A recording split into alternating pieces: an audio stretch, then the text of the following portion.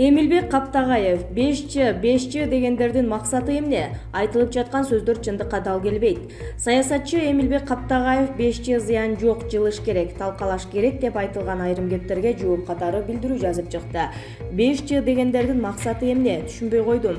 Элди козутуп атып, уюлдук байланыш станцияларын, антенналарын бүт талкалап салсак эмне болот? Өлкө астын үстүн болуп кетет, анда байланыш такыр токтойт, башаламандык башталат. Же бул нерсени козутуп жаткандардын максаты ошолбу, деди Эмилбек Каптагаев.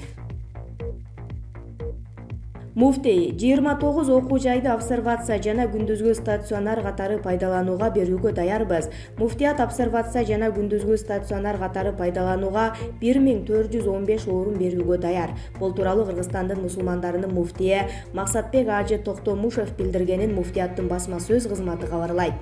Муфтийдин айтуусунда ушул күнгө чейин 7 диний окуу жай жергиликтүү бийлик менен макулдашып обсервация катары пайдаланууга берилген. Премьер-министр Кубатбек Боронов муфтият, казыят жана Кыргызстан мусулмандар аалымынын кеңеши менен макулдашып, республикадагы 29 диний окуу жайды обсервация жана күндүзгү стационар катары пайдаланууга берүүгө даярбыз. Жалпы ал жерде 1415 орундук болот. Бул элибизге дин кызматкерлеринин жардамы, дейт муфтий Токтомушев. Анын билдирүүсүнө караганда, ороз айында жана карантин мезгилинде муфтият облустук казыяттар, демөөрчүлөрдүн колдоосу менен жалпы суммасы 37 миллион сомго жардамга муктаж болгондорго тамак-аш түрүндө көмөк көрсөткөн. Быйыл мечиттерибиз карантин учурунда жабык болгондуктан улам садака битир 11 миллион сом гана чогулду. Албетте быйыл кырдаалдан улам аз топтолду. Ошентсе дагы садака битирди муктаждарга толугу менен таратып бердик. Элибизге ыраазычылык билдирем. Учурдан пайдаланып, дарыгерлерге кыйын мезгилде жардам колун сунуп жаткан жоомарт мекендештериме чын жүрөгүмдөн ыраазычылык билдирем. Кудайым бергендерге өзүнүн берекесин эселетип берсин.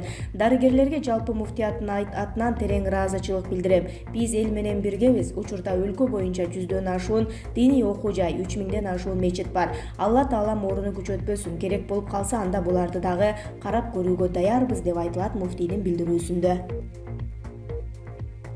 Азимбек Бекназаров Малайзиянын королу менен жолукту. Ушул жылдын 7-июлунда Кыргызстандын Малайзиядагы элчиси Азимбек Бекназаров Малайзиянын королуна Кыргыз Республикасынын президентинин ишеним грамотасын тапшырды. Элчи Азимбек Бекназаров королго ишеним баракты малай тилинде сүйлөп тапшырганын Малайзиянын королу баарлашуу бөлмөсүндө дагы бир жолу ыраазычылык менен белгилеп, 7 жыл мурда Кыргызстанга болгонун, Хаят мейманканасында 5-6 күн жашаганын, жылкынын эти ошондо аябай жакканын кошумчалады. Элчи Азимбек Бекназаров өз кезегинде королго Кыргызстанга дагы бир жолу эми король катары расмий ис сапары менен келип кетүүнү өтүндү. Ошондой эле Малайзиянын королевасы Азимбек Бекназаровдун жубайынын улуттук кийимине кызыгып, Кыргыздын боз үйүнө суктанганын билдирген. Эске сала кетсек, ишеним грамотасын тапшыруу аземине Малайзиянын тышкы иштер министри жана башка расмий адамдар катышты. Кыргыз Республикасынын Орусиядагы элчиси Аликбек Жекшенкулович Москвадагы мекендештери чакырып түлөө өткөрдү.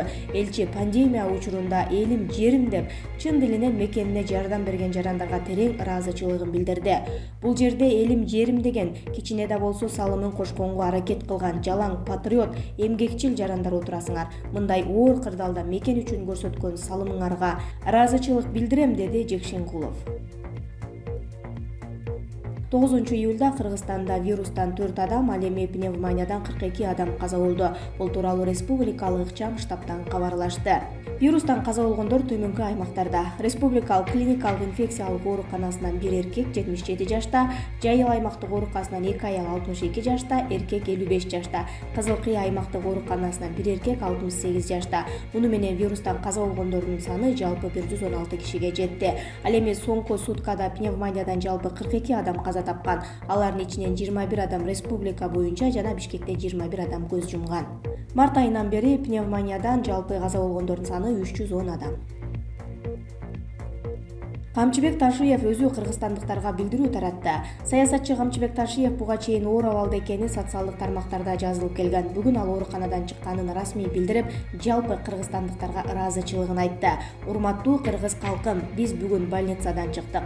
Эми калган дарыланууну үйдөн улантабыз. Элимдин дуасы, ак тилектери, Аллахымдын буйругу жана ак халачан баатырларыбыздын зор эмгектери бизди сактап калды. Миңдеген адамдардын телефон, WhatsApp жана башка суроолоруна, каалоолоруна жооп бере албадым. Туура туура түшүнүңүздөр, баарыңыздарга ыраазымын. Эми жашоом кайрадан башталды. Мындан кийинки өмүрүм элдики. Бардыгын элге да өтөмүн. Бүгүндөн баштап жардам берүүчүлөрдүн чоң армиясынын катардагы солдатымын. Жаша Кыргызстаным, дем ал боордошум, ынтымакта жеңебиз деген Камчыбек Ташиев. Облустар аралык каттамдар токтойт. Ошто кайрадан чектөөлөр киргизилүүдө. Өкмөттүн Ош областындагы өкүлү Узарбек Жылкыбаевдин тапшырмасы менен облустар аралык каттамдар 10-июлдан тарта токтотулат. Бул тууралуу өкүлчүлүктүн басма сөз кызматы билдирет.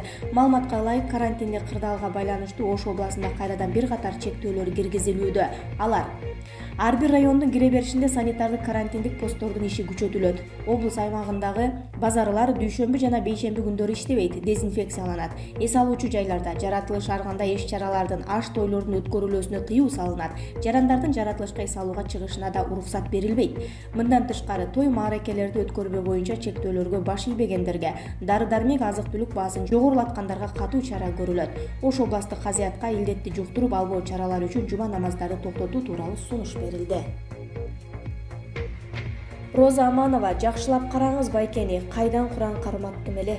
Жогорку кеңештин депутаты Кубанычбек Жумалиев пневмония оорусуна кабылып ооруканага түшкөнү маалымдалган. Анын абалы оор экенин жарандык активист Мелис Аспеков ырастады. Жарандык активисттин айтымында, Кубанычбек Жумалиев жасалма дем алдыруучу аппаратта жатат. Маалыматты жакындарына чалып тактадым. Чынын айтканда, мындай кабарды угуп жаман абалда калдым. Буга байланыштуу Фейсбукка дагы билдирүү калтыргам, дейт Мелис Аспеков. Жарандык активист Фейсбукка төмөндөгүдөй билдирүү калтырган. Ушул жаңылыкты окуган соң ички дүйнөм бушайман болуп жатат. Кубанычбек байке, тез сакайып кетишин каалайм. Абалыңыз оор экен. Мага бир топ адамдар чалып жазып жатышат. Муну Куран уруп баштады деп. Андайды уккандан кийин жүрөгүм зырп этти. Кайдан мен бердим, кайдан сиз ала калдыңыз? Роза эже, жакшылап караңыз эми байкени. Деги дем ал байке, дем ал, токтоп калба, бутка туруп кетип, мына сага деп бир чоң медициналык борбор куруп салчы байке. Эл ыраазы болуп калсын, деп жазылат билдирүүдө. Элди кооптондурган билдирүүлөргө мамлекеттик органдар ыкчам жооп берип турууга тийиш. Бул тууралуу премьер-министр Кубатбек Боронов билдиргенин республикалык штабтан кабарлашты. Эске салсак, буга чейин соц тармак жана мессенджерлерде тик учак менен белгисиз зат чачылып жатат деген маалымат тараган. Жакында эле тик учак менен белгисиз зат чачылып жатат деген билдирүү социалдык түйүндөргө тарады. Пандемияга байланыштуу ансыз деле элибизге моралдык, психологиялык жактан жеңил эмес болуп турат. Мындай кооптондурган билдирүүлөргө мамлекеттик органдар ыкчам жооп берип турууга тийиш, деди Боронов. Эске салсак, Кыргызстанда вирус жуктургандардын саны акыркы 2 жумадан бери тездик менен өсүп, азыркы тапта 8847 учур катталды. Баарыбыз бир кайыктабыз. Жээнбеков элге кайрылуу жасады.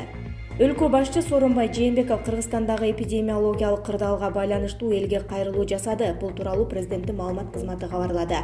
Мамлекет башчы коронавирус апаты Кыргыз элине дагы кайгы алып келгенин айтып, илдеттен көз жумгандардын жакындарына көңүл айткан. Ошондой эле дарыланып жаткан бейтаптарга эртерээк сакайып кетүүнү тилеген. Азыр элдин саламаттыгы үчүн аеосуз күрөш болууда. Бул күрөштүн ийгилиги элдин биримдигинен көз каранды. Ынтымак, тилектештик менен ар бирибиз жарандык жоопкерчиликти бийик сезсек, бул илдетти жеңебиз. Дарыгерлерибиз өз өмүрүн тобокелге салып, көзгө көрүнбөгөн душман менен жанын аябай кармашып жатат. Алардын ак эмгегине таазим этип, терең ыраазычылык билдирем. Адам өмүрү баарынан кымбат. Өлкө президенти катары мен үчүн мындан өткөн ыйык да, бийик да түшүнүк жок. Ар бир жараныбыздын саламаттыгы мамлекеттик мааниге ээ. Жоопту аткан нерлерден элдин саламаттыгы үчүн жан өрөп иштешин талап кылып жатам. Азыркы кырдаалдагы көйгөйлөрдүн чечилиши жеке өзүмдүн, Коопсуздук кеңештин көзөмөлүндө, деп айтылат президенттин кайрылуусунда. Өлкө башчы нааразычылыктар ачык айтылып жатканын баса белгилеп, маселени чечүү үчүн болгон күч-аракет жумшалып жатканын кошумчалаган. Баарын көрүп түшүнүп турам, кемчиликтер аз эмес. Мен да сиздердей болуп алардын тез чечилишин каалайм. Бул 30 жылдан берки топтолгон көйгөйлөр деп актанып отурууга, күнөөлөрдү издөөгө азыр убакыт жок. Ошондуктан тынбай иштеп жатабыз. Болгон аракет көрүлөт жана милдеттер аткарылат. Эл башына түшкөн азыркы оор сыноо ынтымагыбызды чыңдады. Ишкерлерибиз, ыктыярчылар, деги эле кайдыгер эмес мекендештерибиз жардам көрсөтүүдө. Ар бир жаран өз үй бүлөсү, балдары үчүн жоопкер. Менин жоопкерчилигим элимдин алдында. Сиздердин колдооңор менен бул кыйынчылыктарды жеңебиз. Мен сиздерге ишенем, урматтуу мекендештерим, деп жазылган кайрылууда. Өлкө башчы сөзүнүн соңунда тарых алдында, келечек урпактардын алдындагы жоопкерчилик милдет бийик экенин айтып, баарына ден соолук каалап кеткен. Эл арасында азыр суроо көп. Алардын бири чет элден эл аралык финанс уюмдарынан келген жардамды бийликтегилер жеп койду деген сөз. Бул боюнча өкмөт элге ачык маалымат берүүдө. Бизде ачык коом, элдин, мамлекеттин ырыскысына кол салгандарга мен тараптан аябай жок экенин билесиздер. Ошондуктан сиздер менен биргеликте өлкөгө келген жардамды максатсыз кором жыгылдырбайбыз. Улутубуздун улуу инсаны Чыңгыз Айтматов айткандай, бүгүн баарыбыз бир кайыктабыз. Руху күчтүү элбиз, элине эмгек кылчу мамлекеттик бийлик бар. Кыргыз оор күндөрдө да жакшымын дейт. Жакшыны озанган элди жараткан Кудай өзү колдойт. Жараткан Кудайдын колдоосу менен элибиздин биримдиги менен буйруса, бул күндөрдөн да бийик абийир ар намыс менен өтөбүз. Ар дайым элибизде аманчылык, жергебизде тынчтык болсун деп кайрылган Жээнбеков.